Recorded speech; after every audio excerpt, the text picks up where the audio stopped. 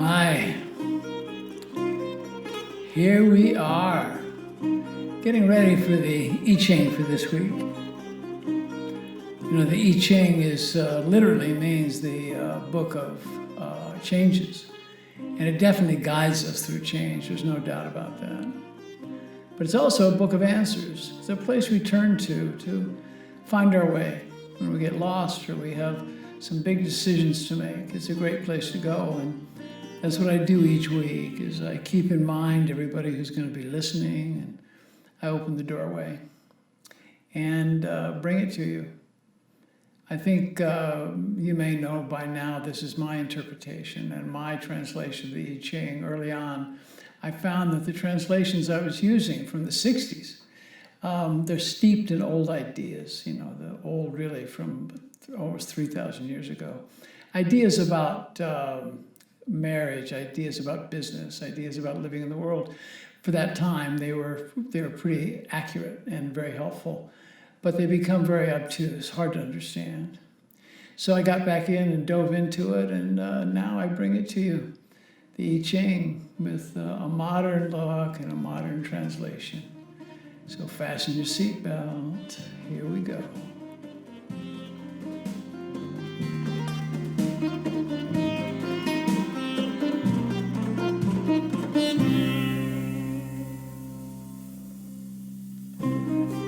This week is number 5.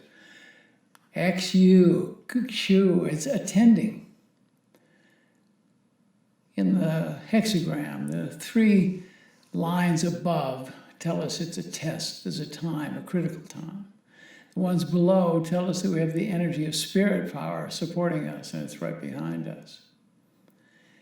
Well, you've made the approach. You've called in manifestation.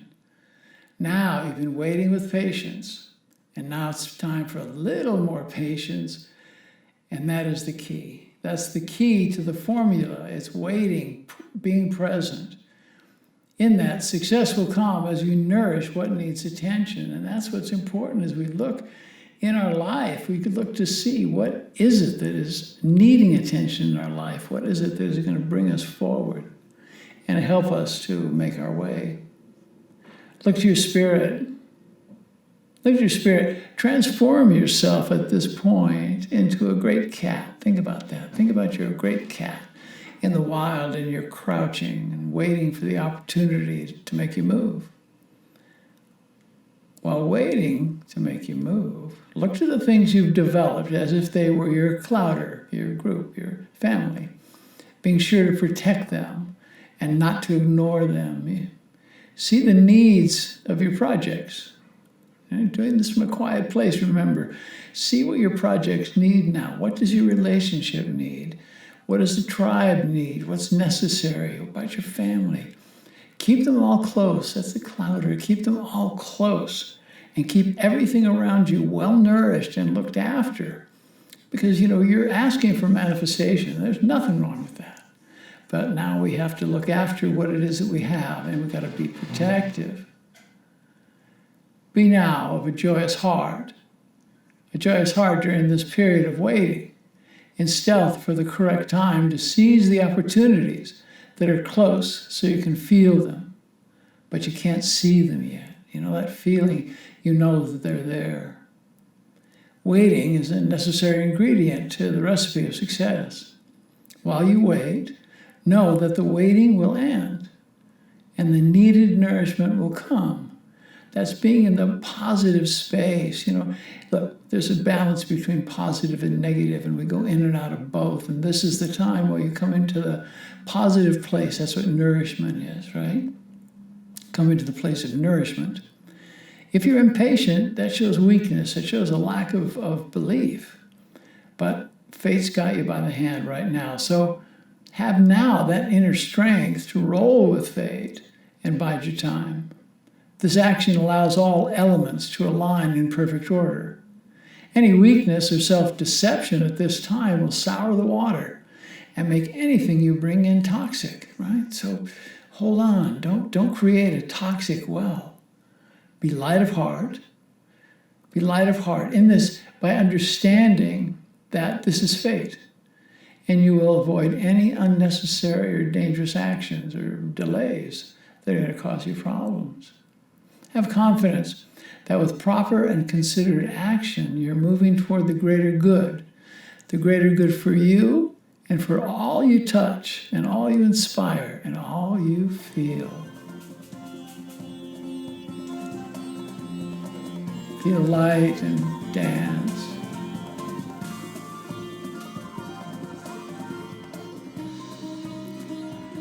Waiting with grace and dignity is not something that has not been a part of our learning process. It has. And one of the most difficult aspects of the human condition is waiting. When we conceive a project or enter a relationship, we get a glimpse of our desired outcome. Much time is spent in making plans and doing the footwork to bring about success. Then, for no obvious reasons, the movement toward our goal is stopped or put on hold. This brings frustration, brings angst. It is precisely at that moment that you will benefit from understanding and thus make a relationship with the concept of waiting. Have no doubt that waiting is a necessary element toward success. In business, be confident of that success. Be confident it will come, but also be open to change. If you're in a worrisome relationship, be patient. It'll improve by growing and changing. You gotta nourish it. If you're not in a relationship, know that it will come. It'll come in its own time as you, in the crouching pose of a cat, are waiting. Follow your heart to letting go, so change will seem like a holiday.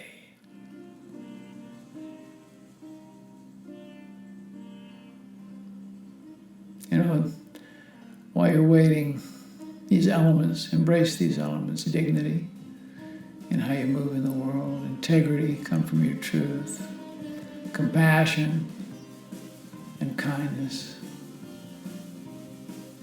Open your heart to that.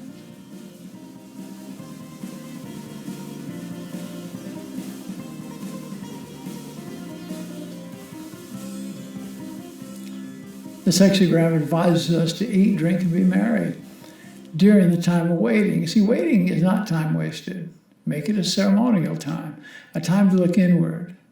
Quiet the inner analytical voice of doubt and laugh at negative thoughts and change inner voices of doubt and fear.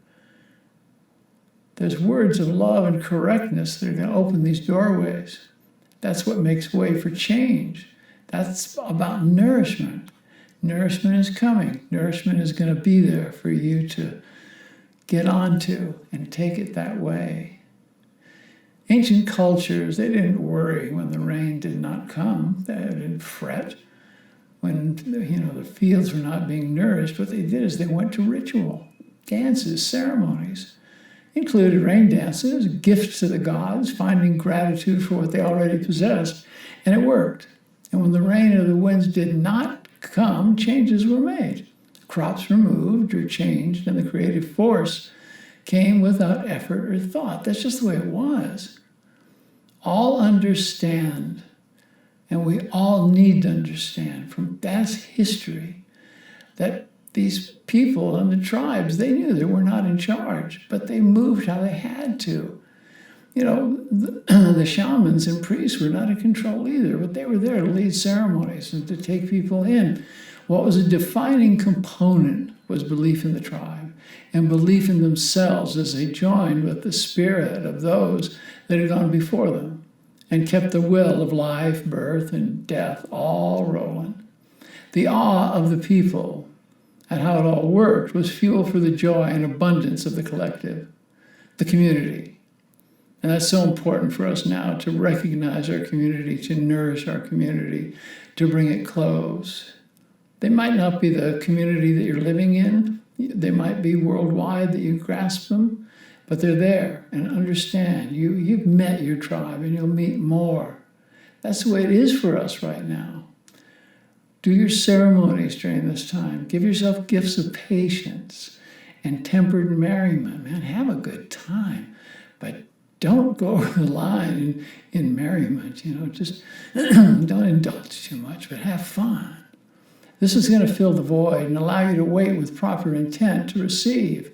And that's important to know, that while we're waiting, we have proper intent. What's going to happen with what we're getting? We think about that. What am I going to do with this energy? What am I going to do with this abundance? So that gives you your intent, intent of what it is and intent of who you are. While waiting closely, examine your strategic movements. Eliminate what is not necessary. Travel light. This will make waiting more pleasurable and more useful. Do service in your community, in your tribe, while waiting. This greases the wheels of the abundance train that's coming your way. Get on board.